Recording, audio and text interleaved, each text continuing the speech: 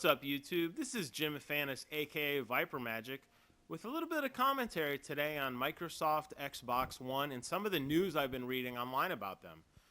In the background, I'll be playing a little bit of Resogun, which I recorded earlier using PlayStation 4 Share Factory.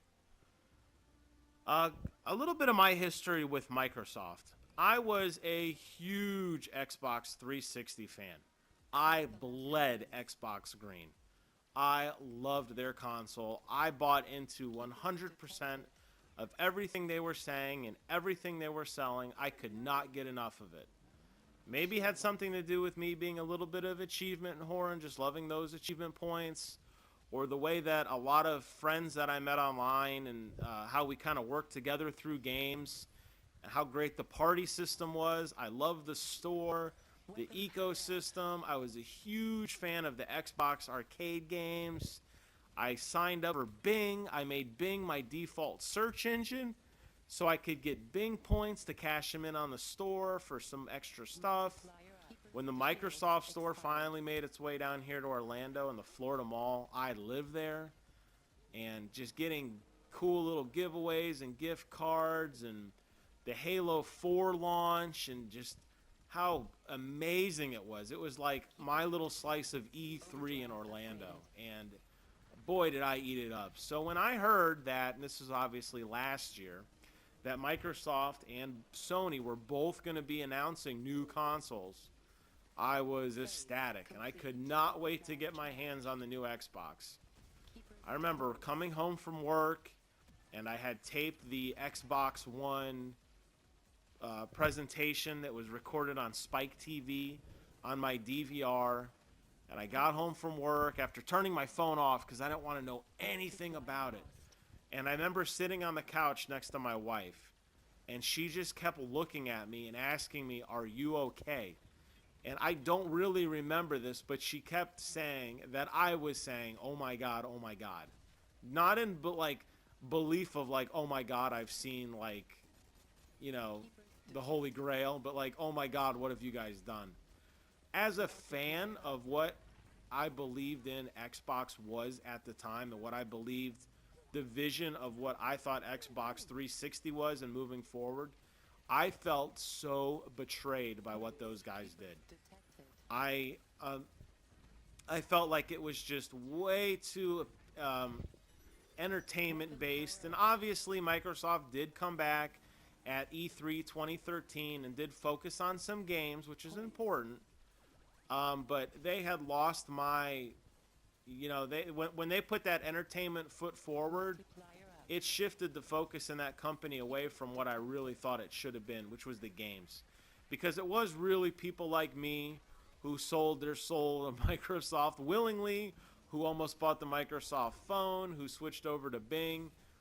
I was the guy that put the company on the map. And I don't mean me like Jim Fanis. I mean like me, the fan. And there's a lot of you I know I'm speaking to who are really loyal to a brand. And for me, I felt very betrayed. So it took a while, but I gave up on Xbox One, and I wasn't a fan of what they were doing with the system. Again, I am one of these guys that has a dedicated gaming room. I have two TVs sitting side by side so I can watch cable while I simultaneously play a game. So a lot of the features and bells and whistles that they added, I didn't care about. To me, it was taking away from just amazing next-gen graphics and some of the core gameplay that I had come to expect. So you got to imagine my delight when I watched E3 2014 and I saw the company really reinventing themselves under Phil Spencer's leadership. And I saw a new company, and they said, "We're getting rid of the Kinect, and we're focusing more on games again." And all that garbage about Halo TV and all that garbage about Xbox being the water cooler and all that crap went away. And they got back into what they put them on the map, and that was killer games. So when I saw Halo, the new Master Chief Collection, and when I think about Halo 5, and when I think about the new Gears and Sunset Overdrive and all these exclusive titles, man, I'm excited, and it makes me want to get an Xbox One again.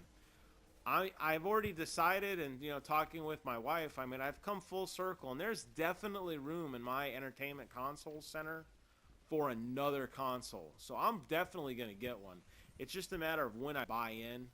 And but they lost me on the games that aren't exclusive. So like Assassin's Creed, Metal Gear, Destiny, Call of Duty. I'll be sticking to PlayStation 4 on those. I've already jumped fully into PlayStation 4's camp. Obviously, as you can tell by this video, and all my videos are recorded on PlayStation 4.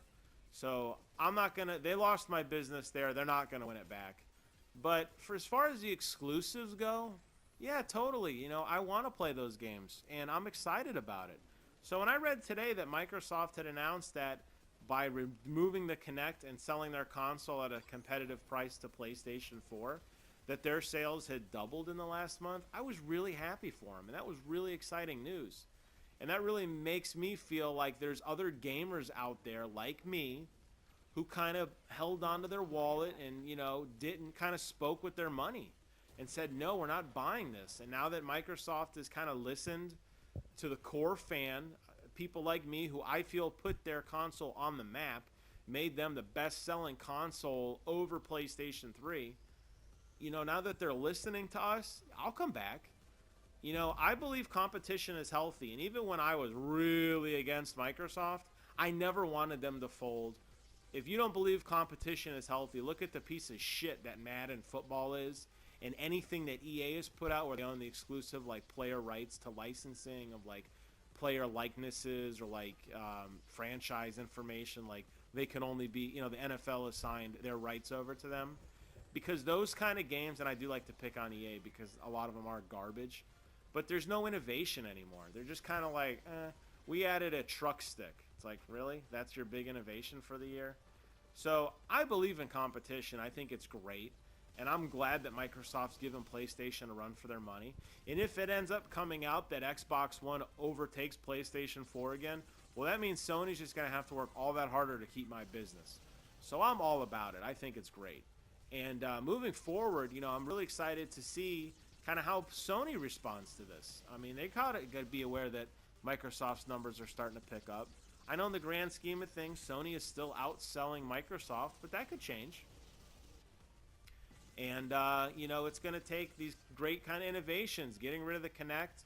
I say great innovation. It's really just listening to their fans, realizing a gaming console is a gaming console, and not trying to put too many bells and whistles in it. And clearly, it's obviously the proof is in the math. When Microsoft gets rid of all the crap and Steven Spielberg TV and everything, they win.